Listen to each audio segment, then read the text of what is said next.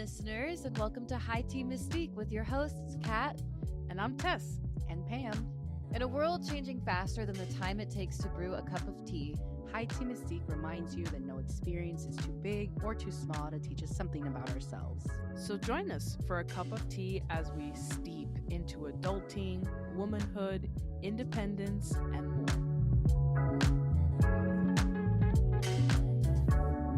Wow. I feel so entirely taken care of because our dinner was incredible. It was so good. Thank you, Pam. And this just feels like a really good day, honestly. It's been a good day. It's been even like at work. I feel extremely positive. And that, don't know where it came from at all. I was actually quite stressed, going to bed last night and just worried about lots of things that were going on at work. And then it happened. And I was like, wow, I just took care of it. It's done. I'm okay. So it was, nice to experience that coming off of our stress episode, you know? Talk about dress for stress. Her toolkit was so full. Yeah. Yes. And, like Pam was saying, like stress for stress, the most useless thing. Stress. Oh, just, well, yeah. But side note, stressing about stress, most useless thing ever. Well said. Worry, the only emotion you don't need. Yeah. And like weirdly enough, I feel like I've had conversations about other like not helpful emotions, and the other one was guilt. Somebody told me that guilt is not a useful emotion. Yeah. I had to think about that. It's like, I guess when they put it like that, it's like, guilt is what you feel, but what you do of it is really what matters. I don't care if you feel it. I care about what you do with it. That's on emotional intelligence. Mm-hmm. Yeah. Very interesting stuff this week. I don't know. And I'm not saying that's why I feel positive about today, but Just some food for thought. just some food for thought. Welcome, everybody, back to High Tea Mystique time. It's our power hour together with you. Yeah. Wrap in, Missed you guys. settle down, grab some tea, drink with us, listen carefully, drive safely, fold laundry peacefully. And yeah, just sit back and join us for this ride. I'm joined, of course, with my lovely lady hosts, and I am really excited about today because we're going to be taking on a little bit of a different conversation route today, inspired by honestly what we've been doing so far, which is learning about esoteric, reading tarot, talking about our tarot journey, and that's what's going to be in today's episode, just a little bit more of it. But without further ado, say hey, ladies. Let them know you're here in the room. Ow. This is Kat on the mic. Happy to be here with everybody. That's funny. That's a good follow-up. It sounds nice, right? There's Yeah. a good ring to It it. does. Yeah. You were like a radio Have my own talk show spin-off, host right now. Yeah. I'm like, I'm ready for that podcast too, Aw. It's not going to come. Dang. We'll just have to live it through here. Yes. Yeah. Well, thank you, One-stop shop, ladies. baby. Yeah. Thank you. I'm so happy to be here with you both. And, without getting too into the episode, first we have to introduce to you what tea we're drinking today. And I would just love to start with the fact that I have just come back from, a trip to Hawaii to visit family, and it was amazing. And one of the things I did while I was there is drink lots of tea, lots of matcha tea, matcha lattes made at home. And it inspired me to actually buy my own matcha powder and make it at home. That's all it took. A yeah. trip to Hawaii. That's all it took. I'm not driving to Starbucks these mornings anymore. And Leveled up. I know, right? And I drank a new type of tea that I had never seen before. And, the brand is not anything crazy, nothing too hidden or found in a farmer's market. It's I don't even know what brand this is, but it's very much found in like, Publix, Yogi. Yogi. There you go. Thank you. Oh yeah, that's right. It's in the pot. And it's called Egyptian licorice. And my family over there in Hawaii introduced it to me. And when I tried it when I looked at it, I was like, that looks kind of gross. I don't like licorice. And, my friend was like, no, no, no, you should try it. It's actually really good. And I was like, okay, I'll try anything once. And it was the like most naturally sweet tea I had ever had in my life. I was like, oh my God, this is actually delicious licorice. And then we like and then we shared our common, like, she told me like I trusted that you would enjoy it because I don't like licorice either. I never liked the candy. And we just bonded over the fact that licorice has been introduced to us in all the wrong ways, that this should have been the first Yeah, time. definitely. Yeah. And so Egyptian licorice is a tea that uses licorice root. And Egyptian licorice is actually really great for digestion. It's really great for uh, bombing and kind of coating the throat. And it's actually something that you should have in moderation because too much of it can lead to some heart complications. So, no more than a cup, right, for a while, maybe a week, right? No more than a cup a week. So, we're keeping ourselves to a cup too. It is an herbal tea. It's not caffeinated, and so it does need a little bit more time to steep. And we're enjoying it very deliciously in Pam's new teapot. She cute. She very cute. She's so cute. Yes. Love her. So we're very excited for the company and for Yeah. the delicious tea. So cheers, lady. Cheers. Sip break. Yes, thank you for bringing this one. It's delicious. It's crazy how naturally sweet it is. It tastes like it has honey in it, but it doesn't. Mm-mm. Does not have honey in it. But yeah. Yeah, it's Egyptian nice to licorice. try it on its own because I think I've talked about throat coat. I forgot the name of the brand that creates it, but it's like a blend for respiratory wellness, and it's just an incredible tea to have when you're sick. And the most powerful ingredient for me has always been the star anise and licorice root. But it's nice to taste the licorice root separate because it shows me how powerful that flavor is in that tea. You know, that even though it has a bunch of different things, this is the most prominent flavor. Yeah. Wow. I've used that tea too for like, being sick. I've actually finished my box just because I was sick twice this year. So Time for another one. replenishing. Yeah, for sure. For sure. So welcome, guys. Welcome to today's episode. It is going to be a little bit different here. I'm excited. Yeah, I'm excited too. So we've enjoyed a lot of conversation with each other about tarot, our journeys with tarot, and really the kind of ceremony, right, that tarot is. And at its fundamental, right, I will say three things, not to give away our activity today too much, but tarot is a tool. Tarot is, in many ways, there is a story in every card, right? And it's very visual. I feel like Pam has always done an immaculate job on showing you all what the cards she pulls look like, right? So that you can also see where her inferences are coming from, what the symbolism, like, means, looks like, so that it also can kind of have that connection with you. And that's also a shout out to the fact that, we have YouTube videos besides just everyone listening on Spotify, which we're so appreciative of. That visual is there on purpose, right? Because tarot is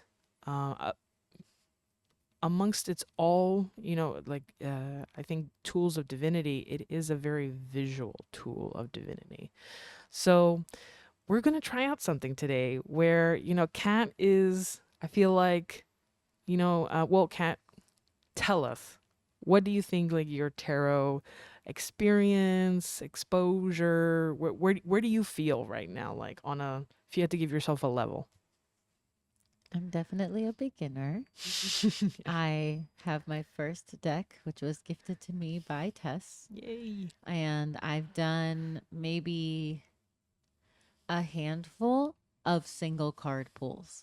Mm-hmm. And like the only way that I do it is just the way that Pam shuffles the deck, but I don't let one fall out. I actually just pick it. Um and then immediately upon pulling it, I kind of like take a look at the card, but then I always have to go to a source to see what it means because I just don't know what it means. And it's a mix of like looking at the like what the deck itself says and then seeing additionally online like what I can find. I try to use Biddy Tarot.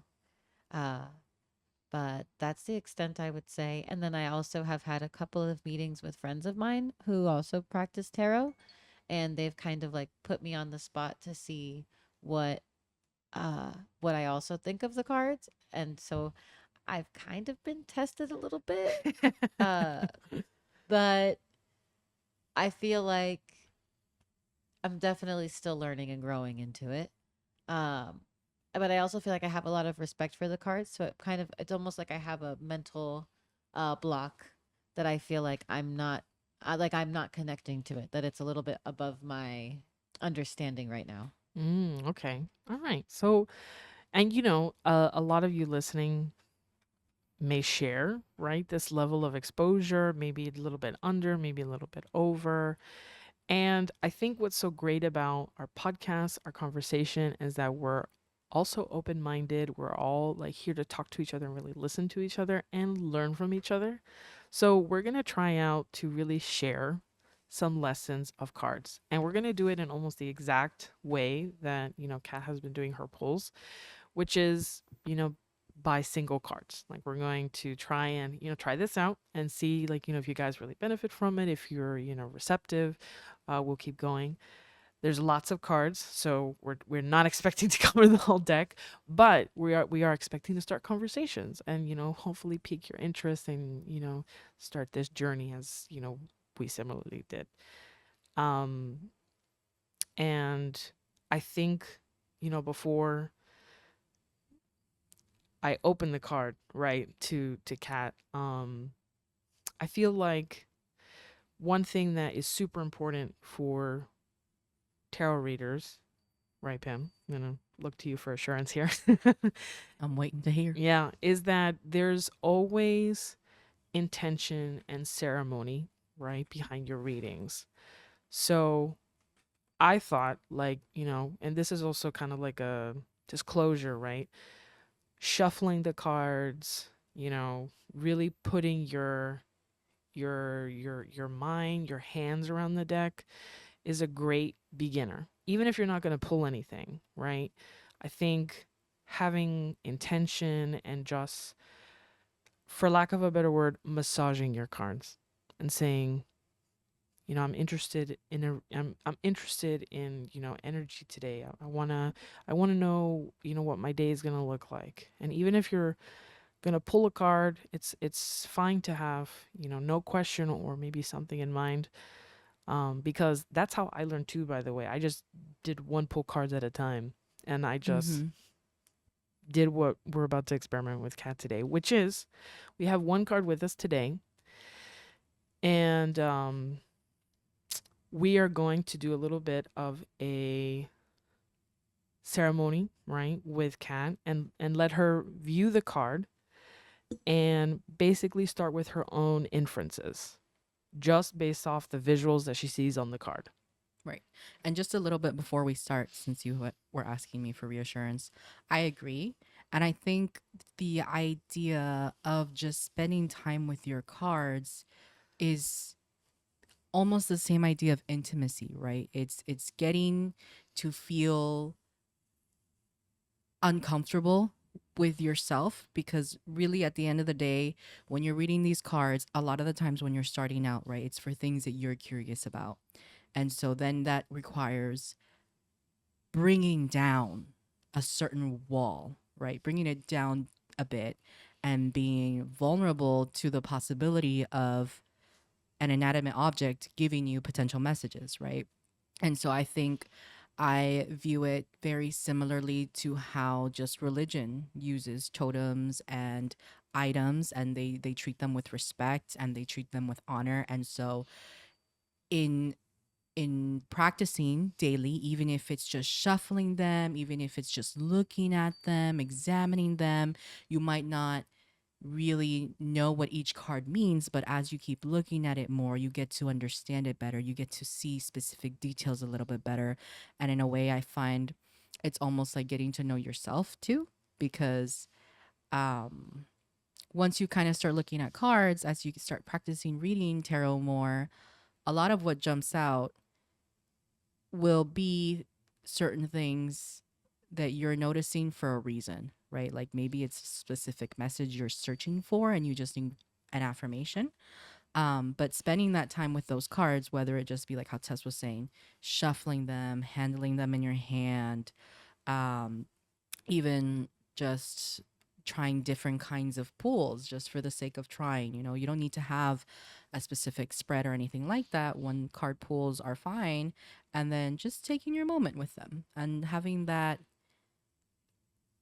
moment of presentness with your cards. Yeah, and also just to add on to some hints to Kat because of what Pam just said, everything in the image is very intentional, right? And you'd be surprised how much, you know, you'll understand the meaning by just trusting what you see and not second guessing yourself. Because I think my biggest mistake learning was, you know, not trusting what I saw on the surface and trusting what my instinct told me about like that first initial observation I had, where I second guess, it's like, oh, no, that's too simple. It's probably not that. No, it was that. Very intentional, right? And we're going to be using the Raider weight imagery just to Mhm. make this simpler, Yeah, which is very classical images. yes. Yeah. So without further ado, just to recap, Kat, we're Go. yeah, we're running an experiment, right? But we're also just, you know, I feel like in the grand scheme of things, I helping, you know, you do your readings when you know go back. And we're gonna start out with a card that I think is dear to us all. But anyway, before revealing it, I'll review some instructions just for Kat, and you know, feel free to stop me. I'm gonna reveal the card to you, and you know, feel free to talk out loud to what you see, what you think that means. Trust those initial observations. You know, talk through it. Um, Pam and I won't say anything. We're gonna follow your lead. We're gonna observe everything you're saying, and then you know, um, maybe we'll drop some hints for you. Who knows? um, you can feel free to ask anything clarifying you see in the image. Like maybe you're like, is that? You know, you can ask us that, of course. And we'll answer those very objectively. And then we'd love to hear what you think that card's message is. Yeah. Yeah. All right. So let's start. Let's get into it. I'm excited. So Ken, I'm gonna Wow. give you the card and let you tell the audience This is the first time I get to touch it. what card it is. Do I get to touch it? Yes. Yes, You I do. can touch it. Oh, okay. So the card is the moon.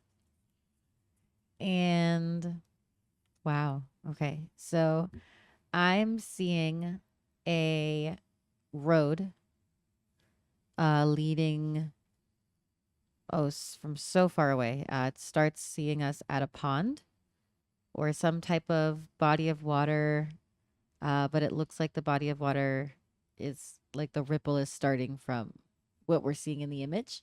So I feel like it's like a still body of water. And there's a road, and the road leads so far away, and you can see cliffs and mountains in the back. But we're actually in a valley where the photo starts, and we have two wolves, each a different color, and they look to be howling at what is not just the moon, but it's actually both the sun and the moon together. And it's hovering right in the center of the sky. The sky doesn't look to be dark just yet. It actually looks like it could be, I don't know, maybe just midday. Actually, it doesn't look like a dark hue of blue. And the other thing that really stands out to me is that there's a lobster in the water, and it's kind of like where the ripple is coming from. And then the other identifiers in the image are that opposing each other on either side, in like the distance and in the mountains, are two. They look like pillars, some type of pillar. And it's very interesting that they're split in that way, uh, kind of giving balance, I would say, like balancing out. Uh, and yeah, it is very vibrant. I feel like the yellow and the red are standing out, like warmer colors, which is interesting because when I think of the moon, I wouldn't think of it as being warm. I would actually think of it as more cool. So this is like almost feels like a protection, that it's warmer. Uh, so if I were to try to find a message, I feel like lobsters are a symbol of luck. I'm not sure if that's right. Uh, but what I do think is interesting is that I feel like the wolves would. I think it's interesting that the wolves are looking at the moon and not the lobster. I feel like the lobster is what's right in front of them, but their gaze is on what's above and potentially what's ahead. And the path is actually split right between both of them.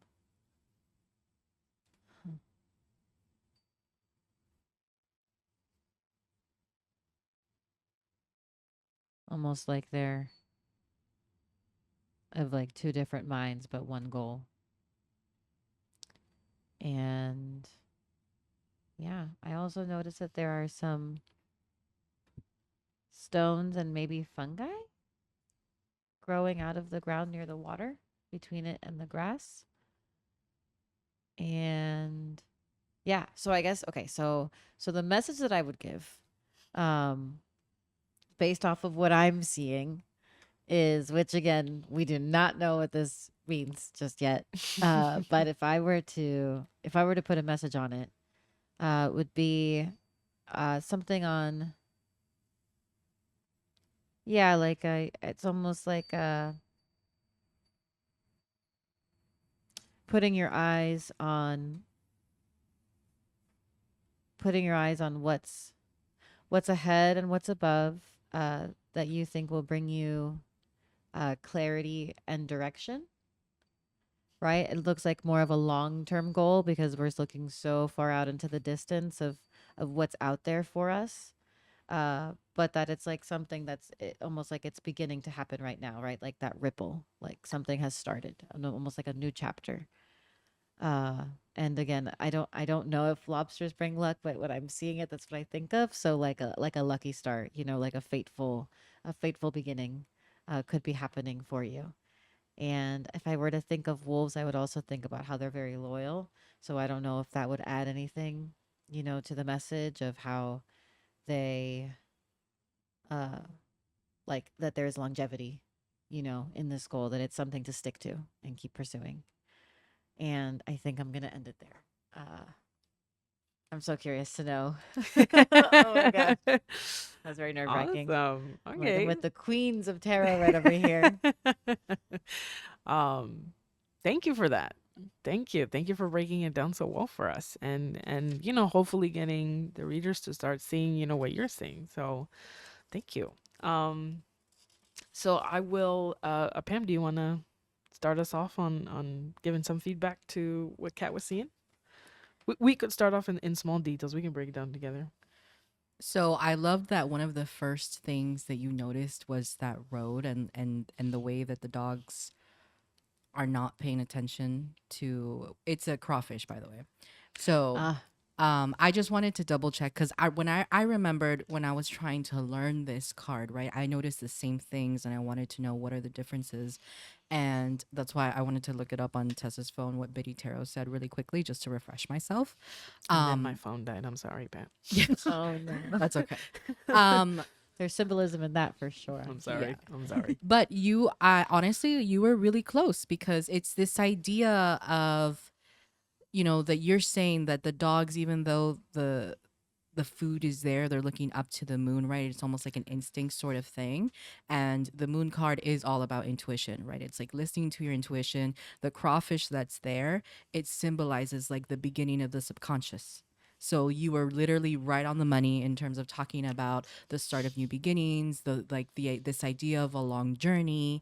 And that's just based off of the visuals that you saw, right? And it even hinted at, well, not hinted, like in on the website it even talks about the time of day, which you also mentioned, how it's not clear. It looks like it's more daytime even though it's the moon card and the moon's supposed to be coming out. And almost, right, like the duality with this card is that maybe something could be hiding in the shadows, right, like an illusion. So even though this crawfish is coming out of the water, the moon is what's bringing the attention to the dogs. And when I was learning this card, I do remember there was another website that kind of talked about the differences, because one of them is a dog, the one on the left, and the one on the right is a wolf. So even this idea of like the domestic dog being present and the wild version of that, both of them Ooh. together on different sides, right? And like, Yeah. especially with the two towers. So it's this idea of what side do you listen to, right? Yeah. And even though the dog is domesticated, like that's the one that's has its snout up howling straight into the moon, that it doesn't matter how many years of domestication it's kind of gone through, its instinct is still to howl at the moon the way Yeah. that the wolves would do. Yeah. And it's funny that you even said they look like they're of two separate minds. And that's exactly what the dog and the wolf represent. Like almost like two very separate instincts that you're having that are kind of battling at you, right? Just like they're kind of howling at the moon. So it's a very kind of like it's definitely a card that invites you to look at something you may be kind of anxious about or not addressing properly. Um and it's also a card that I feel like, because of its kind of subconscious connections of water, ripples, something coming out of your subconscious and helping you, right? The crawfish is such a wonderful kind of symbolism of unraveling, just because of their skeletal structure. Which is why exactly, the moon and it's even the expression on the moon, you may have noticed, is like, what does it look like to you? Mm, it looks very peaceful. I mean, it actually looks like the moon is sleeping. The eyes are closed. And the moon is looking down towards the earth, though, where its Mhm. eyes to be open. Yeah. And it's within the sun a little bit more than I'm used to seeing, as opposed to being like directly on the half. You know, Mm-hmm. it's actually angled a little bit more towards the dog. Yeah, those kind of like two instincts, right? It's kind of like you, and it's funny that you say, like, the eyes are closed, right? You mentioned that.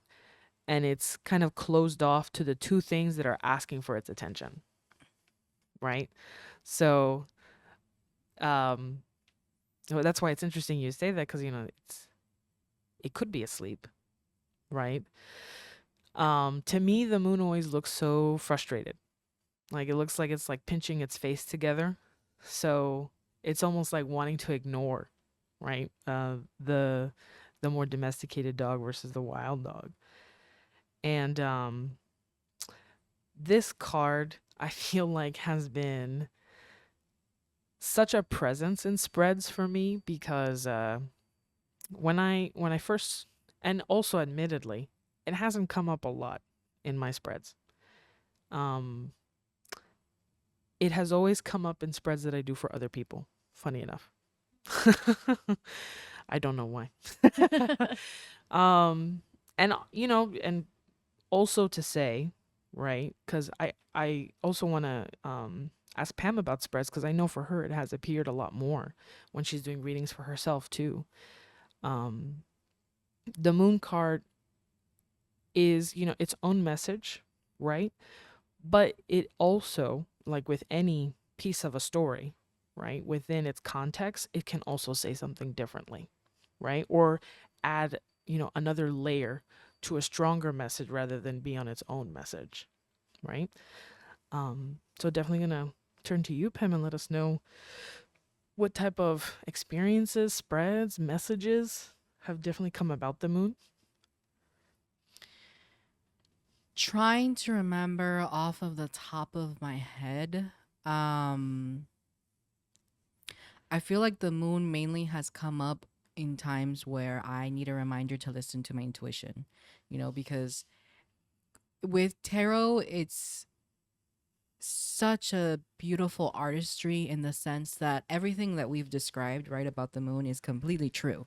But then, depending on where it's placed in your tarot spread, depending on what are other cards that appear with it surrounding it, the message can change and there's different nuances that are brought about to what the tarot is trying to tell you.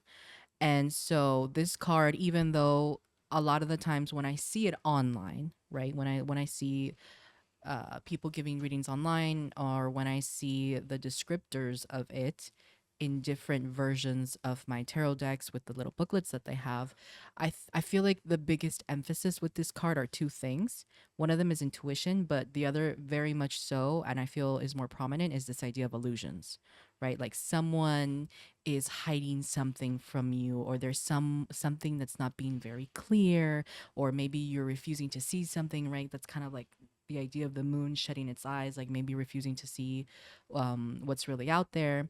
But whenever it's come out in the spreads that I've done, in the readings that I've done, that I've received and have done on myself, I feel that with the other cards that have come out around it, most of the time, it's trying to illuminate and highlight the fact that, yes, there might be an illusion or something, but it's more of the sense of, like I'm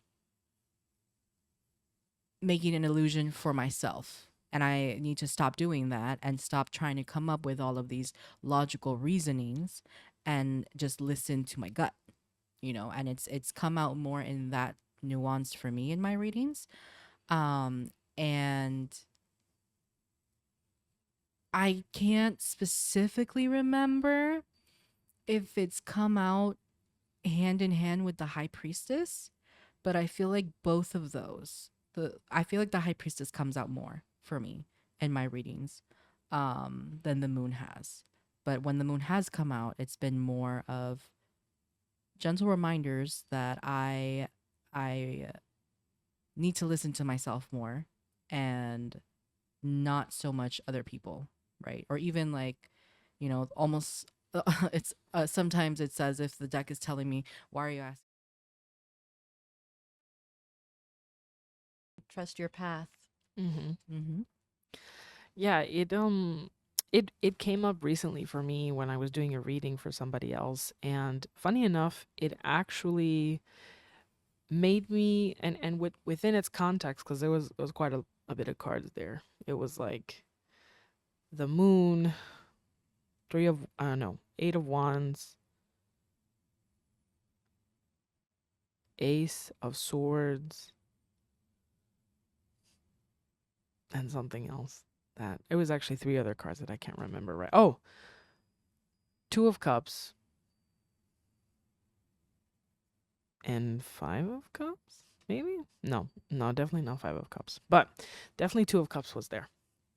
And when I read that spread, and of course the placements were important to that spread, it was interesting to read within that context that, okay, this person is actually very connected, right, to their subconscious, to their intuition, like the drive and the energy is there. They're just starting like a new path, of creative energy, but there's something blocking that, like connection, that trust that is really conveyed with the Two of Cups in that imagery. So I kind of read it as like this, the moon almost represented the person, right? And the cards that followed were kind of representing their situation, right? So I feel like when cards come out, right, and how they come out also make the difference, right? I mean, the order that they come in and also in the placement, right? And we all know that, some cards come upright, right? And some cards come upside down. And upside down doesn't, I guess it could be interpreted that it's almost like the opposite message. So, another question for you, Kat.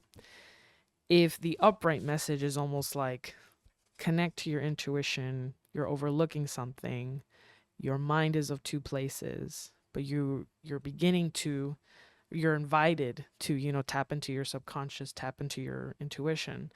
What do you think the upright, I mean, sorry, the Reverse. reversed, right, meaning would be for this card? Mm, I would think that the reverse might mean that you might be setting your sights on things that are not prosperous for you. Maybe like how Pam was mentioning about like how the card could be an illusion. Maybe in reverse is like it's telling you a little bit more directly that you might be focusing on an illusion, maybe something that was for you in the past, but there's something new that you should be taking into consideration and examining that could be uh, the real solution to what it is that you want for yourself. Pam, do you want to start? You can start. Okay. So sorry, She's I so got excited. very eager. Yeah. So really, really good point on kind of your theme there of, okay, if the upright is kind of the person's not looking at something, the reverse might mean the awareness is growing in somebody, right? And that's actually really, really close. Even closer is the other thing you said, where, correct me because I'm probably going to misquote you, where you said that this person is now addressing, or God, I wish I had playback in my head. Oh, I was saying that maybe they should be focusing on what's right in front of them. Yeah, that's even closer because the reverse moon card says that you're actually a step after that. Imagine that, right? The person who received that message, um, you know, started, moving away from the thing that was maybe causing them the block, and they're actually really following the path, which is why it's so perfect. They're following the path of the crawfish this time, right? The crawfish is pointing towards you. You acted on your subconscious, you listened to it, and the negative effects of that kind of neglect are now subsiding. Wow, so the reverse of this card is actually offering more clarity Yeah, like you. than the upright. Mhm. The upright could go either way. Yeah, I think that the reverse definitely says like, you just finished a very complicated path. Like you're now coming out of that dark space. You're coming out of this, overcoming of, this anxiety, this block of intuition, and all of the negative effects that came about, not addressing something are actually, further behind you, and you're now connecting, if not connected, more deeply to your subconscious. Yeah. So very good, Kat. So I just wanted to look up because I feel like, again, with these cards, right, depending on what's around them, a lot of it can shift a little bit, right? And so with tarot cards, when they're reverse, like how Tess was saying, the jump would be to think it's the opposite, but sometimes it is, right, depending on what else is around it. Other times it's emphasizing that you're really not, like, it's even worse, right? So yes, what Tess said is true, but I think also what Kat was saying was also true, because I remember reading that and thinking, "Huh, that's so interesting." So I wanted to double check on Biddy Tarot just to be sure, and both of those meanings are associated with the reverse, right? So yes, the idea of you're releasing those anxieties and all of that, but then depending on what else is around, it could also mean this idea of like what Kat was saying, like you can't move past it. You're having like some of the keywords that they had on there was on besides release and fear, release of fear and anxiety was also repressed emotion, you know. So it's this idea that it could be something that you're finally releasing and letting go, depending on what other cards are present with the card. And if you're ever unsure, you can always pull clarifying cards. But it also has the potential to mean that, you know, there's something that you're feeling, that you're seeing, that it's there, but you're not sure what it means. It might not be unclear, and so then you have to kind of think about it, and kind of in the way that you were explaining it, of is there any blockages, right? Like, what is it that's happening that you're not seeing? Take that moment, trust your intuition again, that reminder. Because, oh, where it is, here it is.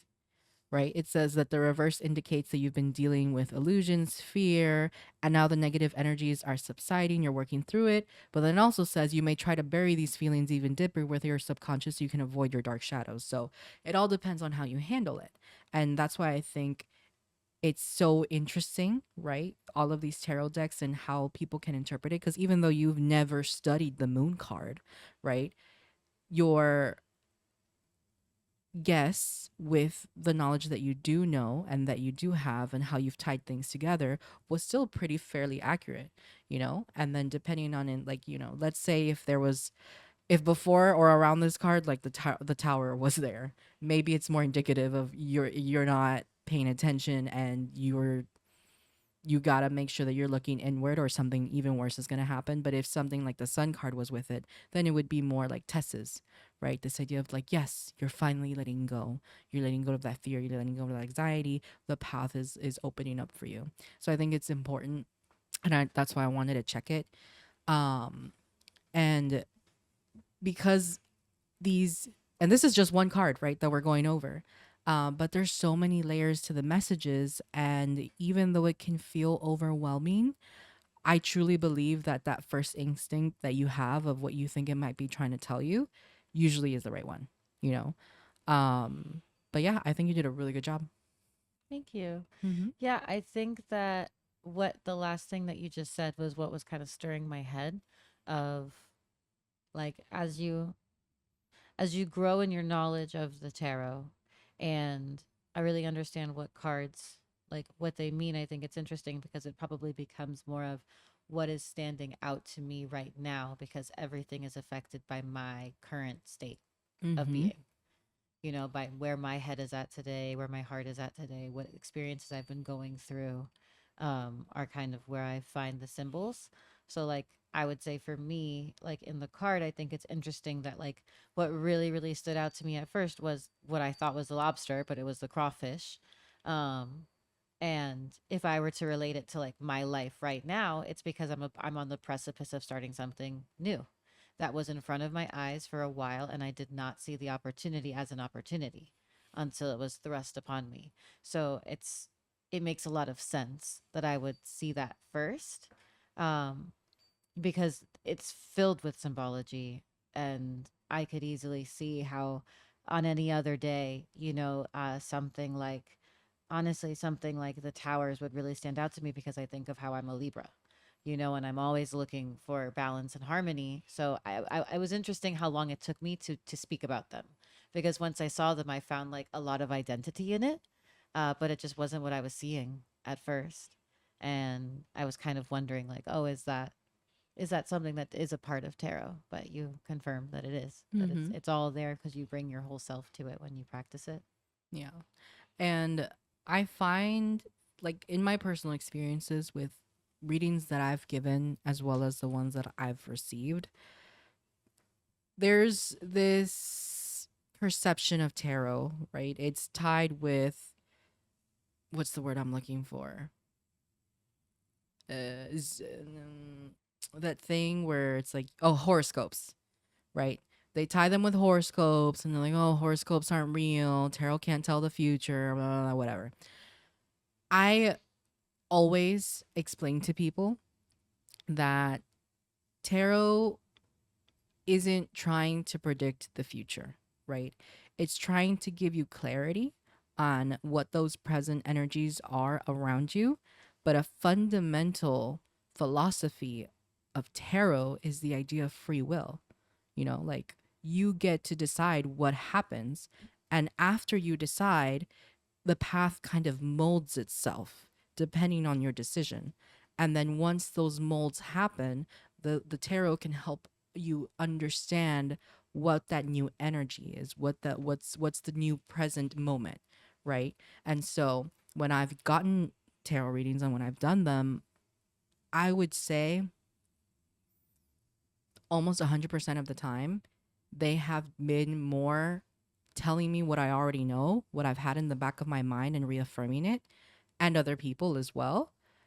And it's almost like you don't want to see this as the answer. You don't want to look at this, but you're asking me and this is what you have to look at.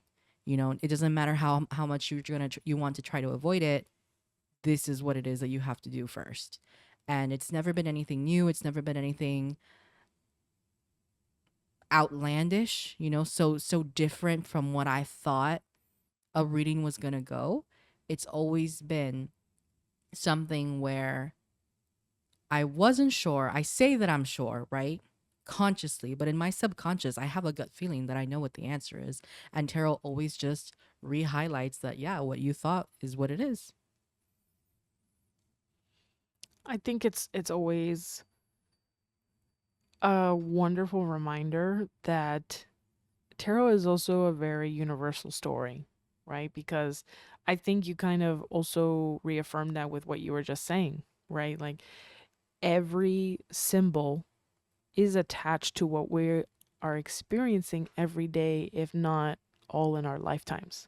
Something new starting, something troubling, something unsettling, something divided and very pulling you into different directions, right? We feel that anxiety.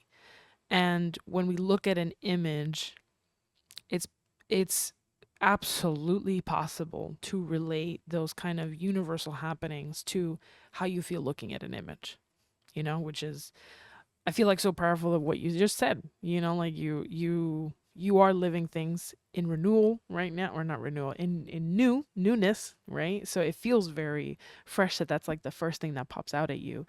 And there's a reason for that. The tarot was, again, created very intentionally, with strong archetypes in mind.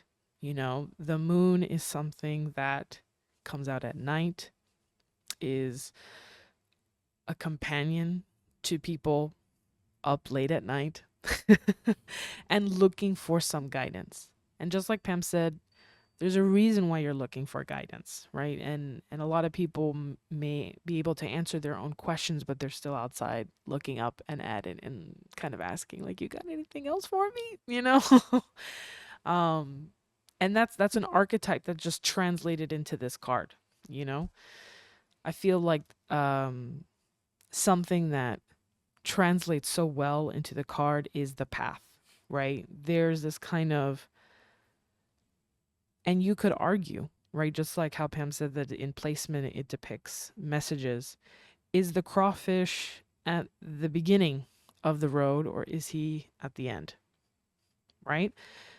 Depending on, your decision of that, if the crawfish is at the end of the road is very smooth, very calm. And that beginning is all the way back there in these very sharp, high, almost like mountains in the background.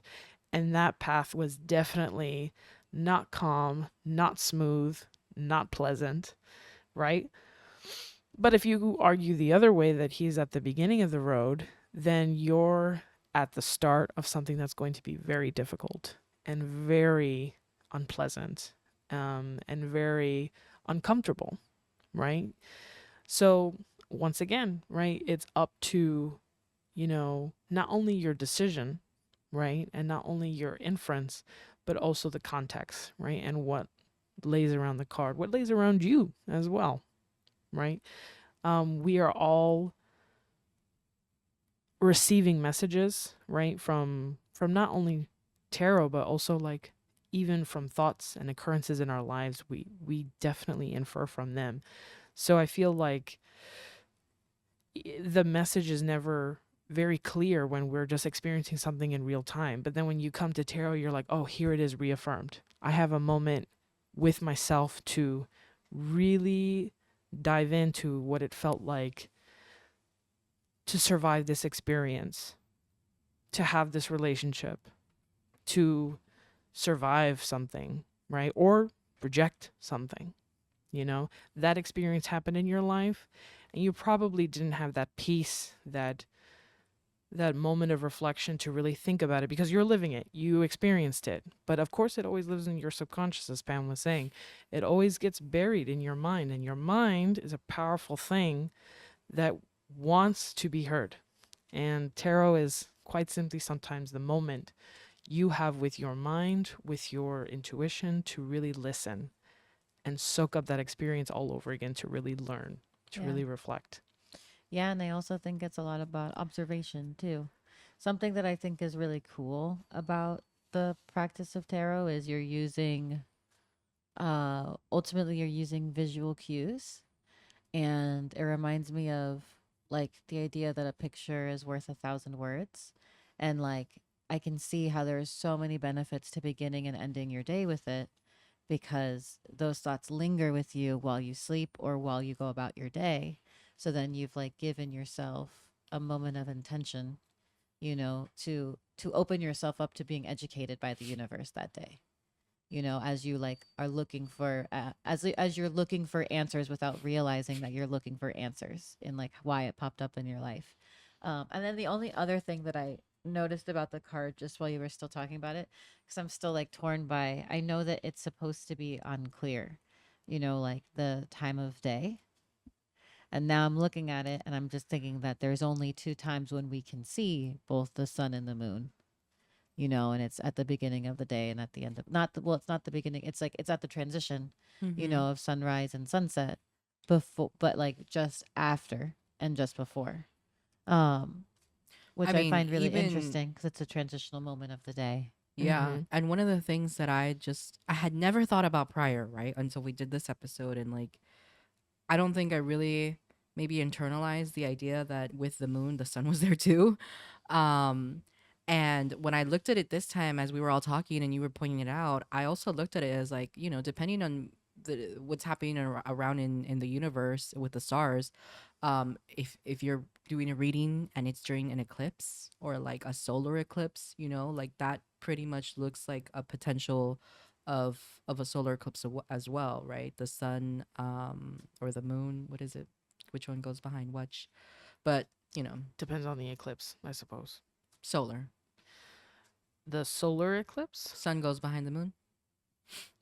No, the moon goes in front of the sun. Yeah, because Sun goes eclipse is to cover. So yeah, yeah. yeah. So, like even Eclipsed that by the sun. as it's Mhm. as it's changing, like it looks like daytime, but then it starts getting a little bit darker because of the eclipse. So, And like something eclipse completely energy of Mm. what happens during that time. exactly. Uncertain date. Mm-hmm. Yeah, and in another inference, technically the sun is always with the moon, Mm-hmm. right? The moon is quite literally so bright because it reflects the sun. You Mm-hmm. know, so what make of that? You tell me. Yeah, Well, that they're in partnership, mm-hmm. right? And so that, like as Pam said, like it's why the moon card will have the sun in it. Mm-hmm. Lots of duality. Yes. And the only singular thing I think probably presented here is a lonely crawfish in the water. Yeah. The only part that like is I'm having trouble defining are, because this is the Raider weight, so I know that they all look the same. Mm-hmm. Are what is between the two towers? Those like That like confetti looking. hovering, yeah, confetti Yeah. looking. What I can resonate with was how Pam was talking about how there could be like illusions in it. So almost like when you look out into the heat, and it like starts to blur The mirage in the background. effect. Yeah, that like it's like creating some type of haze over it, but Mm-hmm. it's not exactly clear. So I was wondering if either of you ladies knew what exactly that's supposed to be in the image. I always look at it and I always interpret it as kind of that disruption, right? Because to me, it kind of looks like petals in the wind. So wind to be that strong to cause that much turbulence has to be very strong. And then I kind of imagine myself in the middle of that environment with wind howling around me, dogs howling at the moon, water rippling behind me, and just the chaos of it. And I feel the unease, right? I feel the chaos, right, in the card and what it's kind of foreboding while also encouraging you to do to avoid that type of tumultuous, environment. Yeah. That's Well, really interesting. according to Biddy Tarot, I think they're taking the petals as literal manifestations of the light, because it says here, because the one thing that I do like about Biddy Tarot is that they include the description of the card and help break it down and describe it. And so this is how they describe it, right? The moon card shows a full moon in the night sky, positioned between two large towers. The moon is a symbol of intuition, dreams, and the unconscious. Its light is dim compared to the sun and only slightly illuminates the path to higher consciousness winding between the two towers.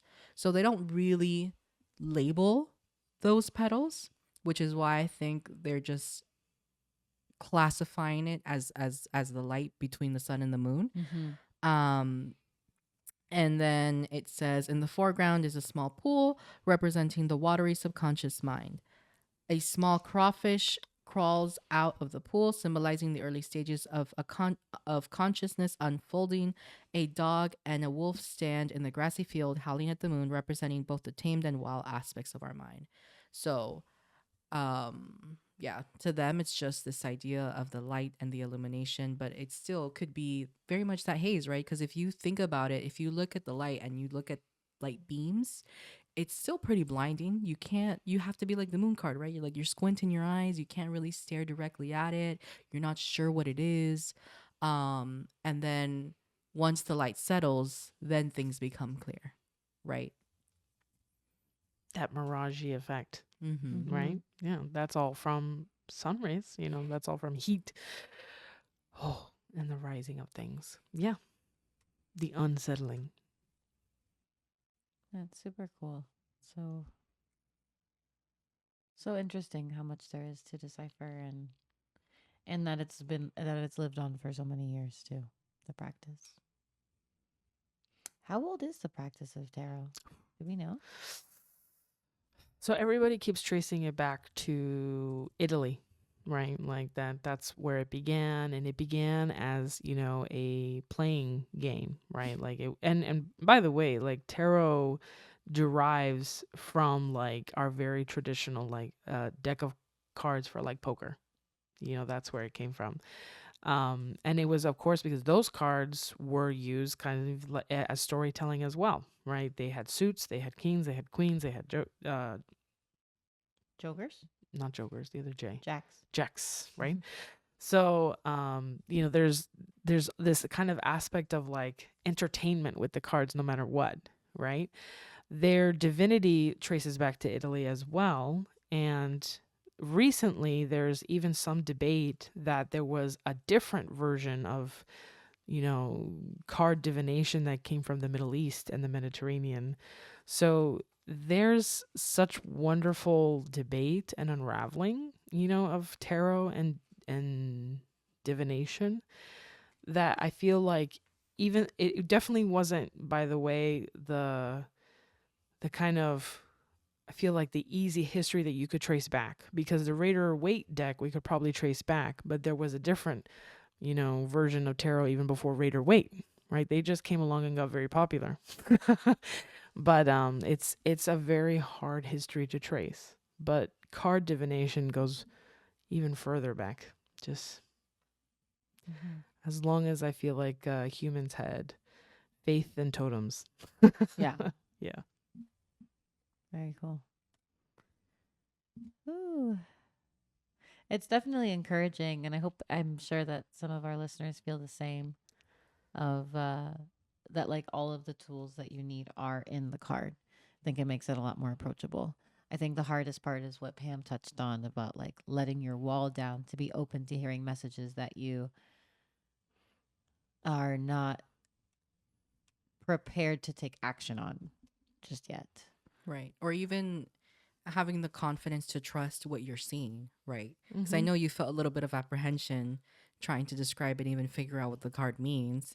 And lo and behold, we've dissected it and figured out that pretty much you've got the general idea of what the card is, what the card's intention is, Yeah. you know? And I think that first step, as with anything, right? The hardest step is that first step, the step to start, because there's a lot of self doubt. There's a lot of self critique. You know, we are our own worst critics. And so if I've never studied this before, how can I even understand what the card is saying? How do I know that what I'm seeing I can even trust? And, you know, if you have doubts, I hope that this episode encouraged you that you know more than you think, and that there's a lot that you can pull based off just context and what it is that you're seeing, and that you need to give yourself a little bit more credit, you know? Yeah. If you've ever looked at a photo before and felt something, you can read tarot. That's so well said. Yeah. If you looked at a photo and you're like, man, I can tell what's going to happen next, you can read tarot. Yeah, like what's going on in this picture? What's going on in this Mhm. Renaissance painting? You can read Yes. tarot now. Yeah. Yes. Well, and that there's intention in that as well. Oh, absolutely. You know, like it is true art, you know, that Mhm. has lived on for so many years because there's so much to extract from each image. Yeah. Mhm. There's no shortage of intention when it comes to, creating visual art, right? Like, and a lot of it is, the same kind of energies, like where you are, what you love, what you hate, what you want to see in the world, what you don't want to see in the world. Leonardo da Vinci. Well, actually, even Michelangelo, yeah, even though he sculpted, but they definitely projected what they wanted to see in the world. So, yeah. Thank you, Kat. Well, one, thank you so much for being vulnerable, right? And really sharing your best guess. Because that can be scary too, right? That I'm sure contributes to the apprehension where you're like, oh man, I'm gonna like televise that I'm wrong, right? But you weren't, you weren't. So, trusting that instinct, that initial observation is so important and so valuable, I'm just gonna sleep with the lobster in We'll place get of you the a brush. crawfish. Yeah, we'll get you a crawfish from Jellycat. It'll Yes, be great. please. Yeah. And I love crawfish. I'm so bad. I feel so bad that I left them out. Yeah, it'll be wonderful and soft and comforting. Yeah. And thank you so much for Pam here and sharing really what the moon card has meant to us, how the moon card has appeared and really accompanied us. Or definitely accompanied our readings to, our loved ones and our friends. And I hope this is, just like Kat said, and Pam said, been very encouraging for those of you that are listening or watching and maybe not knowing where to start. Start with one card. Start with one card a day, maybe one card in the morning, one card at Journal it. night. Journal it. Oh, yes. Let's circle back to ceremony for a second here. Ceremony is very important at opening. Ceremony is very important at closing, right? So take a moment, draw your card. Even if you don't want to talk about it out loud like Kat did with us today, write out all of your observations first, and then look up meanings, and then cross compare, right? What did you get right? What did you get wrong? And definitely note it, because you're gonna see that that's gonna be a theme, right? Just like any artist, the artist behind Raider Waite definitely continues, right? These themes of symbols of, you know, animal references, right? You'll see water again, and you'll see an animal reappear with water again. You'll see it. We promise. So definitely take note, because it won't be the only time that appears. Yeah. And of course, it's a wonderful reflection to, again, come to a closing ceremony, right? And I also think it's really helpful because once you do journal enough readings, you even start noticing patterns in terms of what cards keep coming up and what uh element keeps coming up, you know, and what is it trying to tell you? It's come up not just one time, but maybe 5 times now in all the Yeah. readings that you've done. Maybe it's time to really take a step back, see the big picture, and why is this card coming up so many times? So very, very helpful to journal it out. Yeah, super helpful. Thank you, ladies. Thank you so much. I really loved just revisiting, you know, my fundamentals, even my kind of observations, and sharing them, and really I have a question echoing. for you. Oh, yeah, sure. Go ahead. So, I noticed a few new things with the moon card, even though I have read tarot quite a bit, you know, and it's popped up for me. In today's episode, was there something new that you realized about the moon card for yourself? Definitely the difference of, I feel like the dogs really got emphasized today, you know, because I always knew one was a wolf, one was a dog, right? One was tamed, one was wild. And that, I felt like that always just meant, like, you know, kind of your like, and like your raw reaction, and then your kind of like controlled reaction. But when Kat said of, you know, a person that seems like almost of two minds, that really struck a chord. And I'm like, you know what? Yeah, that is exactly what could be happening, because a wolf does represent, you know, a more wilder instinct. And it could definitely also represent maybe that part of you that wants to be almost completely angry and frustrated and violent and aggressive, right? Where the more tame, domesticated dog, right, that tamed instinct could also be the knowledge base that you're acting on, right? That you have, and is preventing you and kind of balancing out that raw anger, right? That definitely came up to my mind, because it's something that I've been thinking about, right? About even my own reactions. Like, should I be leaning into the wolf side more than the domesticated dog? But then I kind of appreciate the fact that, like, it doesn't mean one is stronger or weaker than the other. It definitely is exactly kind of like that feeling that Kat was saying, is it is two minds in one person, not, you know, one overpowering the other. They are always both simultaneously there with you in your head. And they're always both howling, right? Always both wanting your attention. It's like the Right. devil and the angel. Mm-hmm. Yeah. Yeah. You know, Duality. right. Maybe that. They probably take turns too. Yeah, I was about to say, Like being the I devil feel, and the angel. It depends on the yeah, situation. like maybe the wolf is like extremely happy and wants to kiss this person in the middle of, you know, a public setting, and the dog is like, calm down, don't do that. Yeah. PDA, gross. Like, You're at work. yeah, you're at work, relax. Yeah, so it was a wonderful conversation and unraveling and an addition that you gave me, Kat. So thank you. Yeah. Super cool. How about you? Did you reveal what the new thing was? Yeah. Yeah, the sun. The sun. Yes, that's true. Yeah. I was like, anything else? Yeah, that was great. I loved it. I love, and you know, that's exactly why, Pam, because I love revisiting the fundamentals, because it's like something new, something that was always there and now gets reaffirmed through, you know, this conversation of tarot. Yeah. Yeah. And I want to encourage you guys that are listening to us to really lean on the idea of the visuals, because we're using Raider Waite because it's the classic, right? It's the easiest one to talk about. But if you happen to get another deck, right, the person who designed that different version of these meanings, as we've mentioned, is also doing so with the same level of intentionality.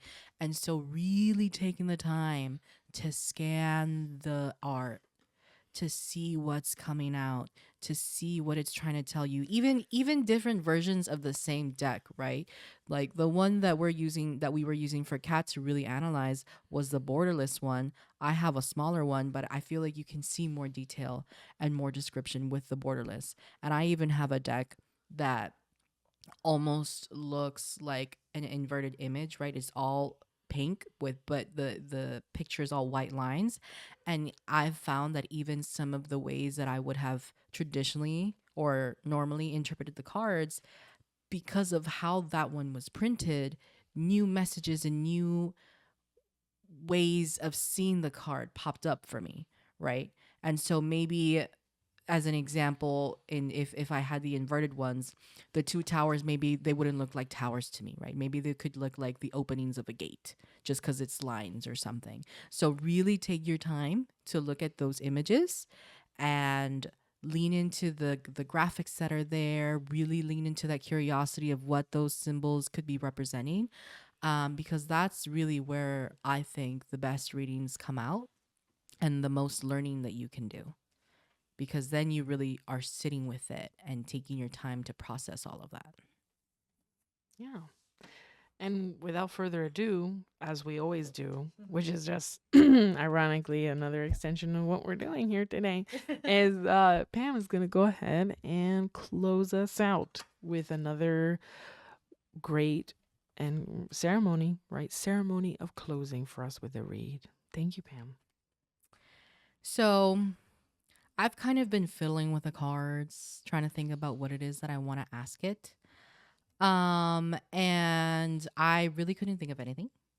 And I'm just going to shuffle the cards just to see what comes up and see how I can maybe bring it together with everything that we've talked about. And even as I was shuffling and we were talking, one of them came out. So I'm trying to see if another one will come out for us today. But as I'm waiting for this card to come out, I just want to say, thank you to Tess for bringing this topic up, because it has been, funnily enough, something that I've been wanting to get back to, right? The idea of just talking about tarot again, because it's so much fun for me. But I love the fact, I do want to shout out the fact that when you do your single tarot pulls, Caitlin, that you trust yourself enough to pull it, like I shuffle just for the sake of shuffling to see what comes out, but I do also love the practice of picking it myself. And one of the things I kind of want to challenge you and encourage you, and even those of you that are listening, that the next tarot read that you do, not just pick the top one, but kind of spread it out and feel for a card that calls to you, because that, I think, is the most fun and the most interesting, because you can feel, and Tess is the one who showed me this, right? It's so interesting to see when you hover your hand over the cards, the difference in sensation. Like maybe you feel a certain tingle or some weird magnetic pull towards a card, or maybe your hand feels hot and then it cools over a certain spot, or the reverse, right? It feels normal and then all of a sudden you feel a certain heat pulling you towards a specific card. And I think that's a really great way of, if you don't feel confidence in yourself, right, of pulling or waiting for a card to pull out, that's just noticing a physicality in your body. And so I feel it puts the pressure off, because you're putting so much focus on what you're feeling, and then it's that much less overwhelming to pick a card, right, and do the tarot reading. So okay. Get into Which one was the one? I want to say the 10 of Swords pulled first. Okay. So right now, what I'm seeing, right, we have the 5 of Cups, we have the 10 of Swords, And we also have the Page of Wands. And if my memory serves me correctly, the Ten of Swords kind of came out first as I was shuffling, and then the Five of Cups came up and the Page of Wands. But the Five of Cups was the only one that kind of came up face up as I was just shuffling. It just came out face up, present, forward. So I feel like the cards are trying to tell us that whatever it is that you're trying to process, right? Because as we've mentioned, you when you feel that you want to get a tarot reading, it's because you think you need guidance, right?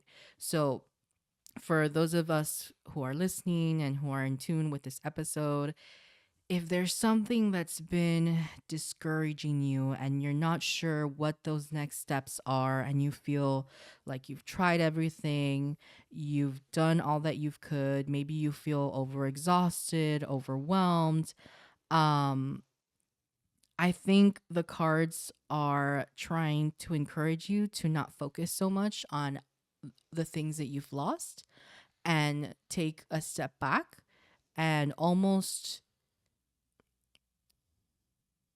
bring yourself into a space of gratitude, but also discernment. And I feel like we've had this conversation before that for whatever reason, this Cancer season feels very finite in terms of where people find they need to really draw the line in terms of boundaries. And these are just things that we've noticed from ourselves, from people that we've talked to around us, from some friends, that it just feels like we are in a time where people are choosing definitive sides, right? Or just definitive mm, limits for themselves. And it's probably something that feels very heartache because it is so dear, right? Like the Five of Cups, this person who's standing with a dark cloak, they're very depressed, they're looking down, they're very somber, and they look very remorseful, right? And the weather around them is gloomy, but they're still by the shore. There's a bridge, there's some buildings behind him, so there's still civilization. They're still by some water, flowing water.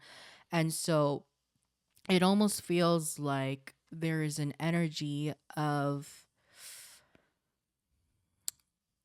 having loved something and understanding that it needs to be let go, right?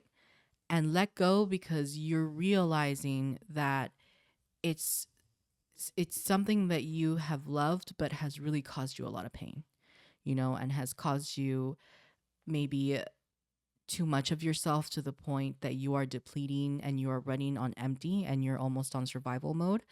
And you can't do that anymore because nobody can function in that way. You need to take that step back, take those cups that you have left behind you, like in the Five of Cups. Um, Whoever caused you all of the swords that are coming in here for the Ten of Swords and causing you all of that pain and the distraught to the point that you feel like I can't take it anymore. That's it. Um, it's encouraging you to just respect that emotion, but don't linger on it. Don't stay there. That it needs to happen, and there is more to come because we have the Page of Wands here. And the Page of Wands, we have fire energy, and it's the page. So it's somebody who's, think of a squire, someone who's learning, someone who's on their path. They're not quite to the king or the queen or the king yet. But they're also not at the beginning, they're not starting off. You've been on this journey.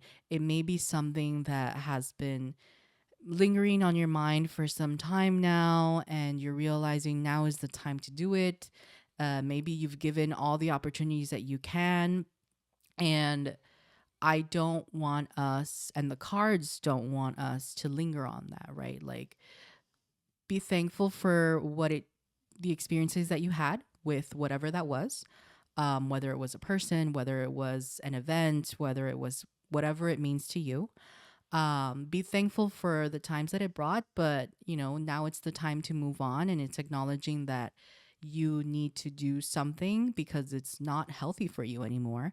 And it's encouraging you that, there is more out there. The Page of Wands is here. There's some sand mountains behind him, and it may look like there's nothing around him, but the wand, the stick that he has, it's not just a dry old stick. It has a few little branches and little leaves that are growing on it, and he's looking at it and he's acknowledging the life that is on this staff.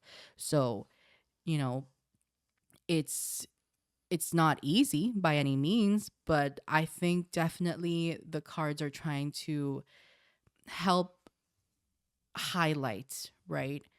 The good that will come from walking away, because at the bottom of the deck we have the 3 of cups, we have the Justice card that came out behind that one, and we also have the Sun, right? And so the 3 of cups is very symbolic of friendships, good times. We have 3 people that are kind of raising their glass, and maybe those are the things, the people, the whatever it is that you really have to focus on. You and the you know and less. I feel as we've talked about it, we're all older, we're almost all in our 30s, and I feel that as you get older, there's less bullshit you're willing to accept. And you understand that what's more important is quality and not quantity. And so, those 2 cups that you have behind you, even though you think, oh, I only have 2 cups, they're beautiful cups, right? These are 2 other beautiful people that are here, that are rejoicing, that maybe are encouraging you, that are supporting you. And it's, these are the types of people or the environment that you have to surround yourself in so that you don't feel so depleted, because you've been in such a survivor mode for such a long time. And the Justice card came out right after that. So, trust that this decision that you are making, it is for certain, it is for your better good, and that it's something. If you're feeling a small part of you that feels like, I can't let them get away with this, or I can't believe, or if you feel that you need some sort of, what's the word I'm looking for, not leverage, but I guess revenge is the best way that I can put it. um just let it go. Let the universe handle it. Justice is here. The card is present, and it's standing on its the Justice card is standing on its throne, wearing its crown, sword held proudly in their hand. It will be taken care of, but it will not be taken care of if you keep indulging in it, if you keep enabling and letting that person, thing, whatever it is, vice, um into your life when you know that it's not good for you. And once you truly let go, and you let, accept what happened, be grateful for what it taught you, and let literally let go, and just let God, the universe, whatever it is that you believe in, um handle it. Even if you don't believe in anything, right? People, there are consequences to actions. If you let that go, let that person be, let that whatever it is be, you will be in a better place. The Sun is here. You'll feel that joy again. You'll feel that spark. You'll feel such a relief, such a weight lifted from your shoulders, to the point that you feel a childhood like happiness, gleefulness, um, stress free, worry free. Like children, all they worry about is playing, having a good time. They don't worry about bills. They're too young to know any of that. And so the Sun card being here, the depiction is sunflowers, the sun prominent in the background, on a horse, and a child just, waving a flag. There's nothing but pure happiness, joy, innocence, energy, feel good. Maybe it's also saying go out there, get some vitamin D, do a little bit of sunbathing with your sunblock. 10 minutes a day, rejuvenate yourself. It's a rejuvenation is what you're gonna feel once you snip that away, and you finally let it be, you let it rest, and you move on. And if you need clarity, I think you can look at tarot if you need to. We have the Ace of Swords right after the Sun card. And this is the beginning, right? Ace and sword energy is all about communication. It's all about the mental. Um, and behind that, we have the Three of Swords, which again, I think is emphasizing this idea that it is hurt. There is a lot of pain. And I don't want to invalidate that for our listeners, but pain can also hold you back. So feel it if you need to, give it its moment, and then you say thank you next. And that is what the cards have to say for us today. Thank you. Justice, by the way, is a Libra card. Can't. No Since we're coincidence bubbling. there. No coincidence there. I love, and speaking of connecting the zodiac to tarot, I think it's wonderful to just unite the fact that this is kind of a conversation of what it means to clarify a very muggy view that the moon can kind of hint at right when it's coming out, the kind of progress that it could hint at if it was pulled in reverse. And then we have a reading that's kind of saying pretty much there is a lot of hills and valleys in this painful path, and that's very vague because I can think of a few myself, but maybe very different for the the listener tuning in. Pains of path are exactly what they sound like when Pam was saying, like, there is a lot of anger and want for revenge, but there is a lot of peace and letting go and space for renewal. And then there is such a confirmation and comfort that, like, it doesn't mean your pain is invalid. It just means that it would become a better part of you if you were to approach it in a way that it's for you. It's not to act on the other person, right? Which is really, I feel like, a lot of the energy the moon summons as well. The energy and the action is for you to take for yourself, not for anyone else, right? So wonderful message. I feel very comforted by that because I feel like I've been having a lot of conversations regarding this too. So I feel very engaged with that reading, honestly.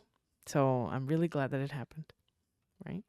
And without further ado, thank you so much, everybody tuning in, everybody open to learning about tarot, everybody opening to looking at an image and making some inferences And listening to us. It's not that bad, I promise. But yeah, before I sign off, any other comments or thoughts from you ladies? I think this is a fun place to announce it. We haven't made a formal announcement of this, but we reached a crazy milestone for ourselves with our podcast.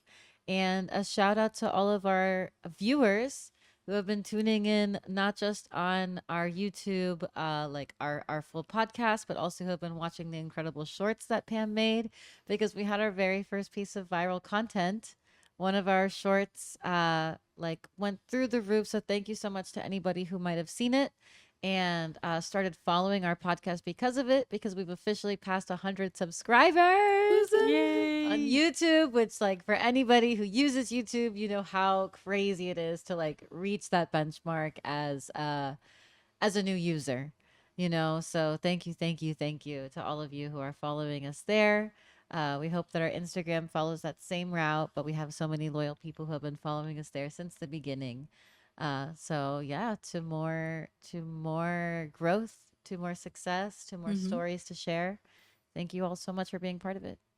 I can't believe it. It's like 100 of you guys in this room. I can't even fathom. Yeah, it's so so Thank special. you. Thank you so much to all of our friends and our families that started here with just about 10 or so. So Mm-hmm. so much love for everybody who's along for this ride. And without further ado, I wish you all a good day, a good afternoon, a good night, and we'll see each other very, very soon. Bye from High Tea Mystique. See you Bye. Bye bye. soon. Love you guys.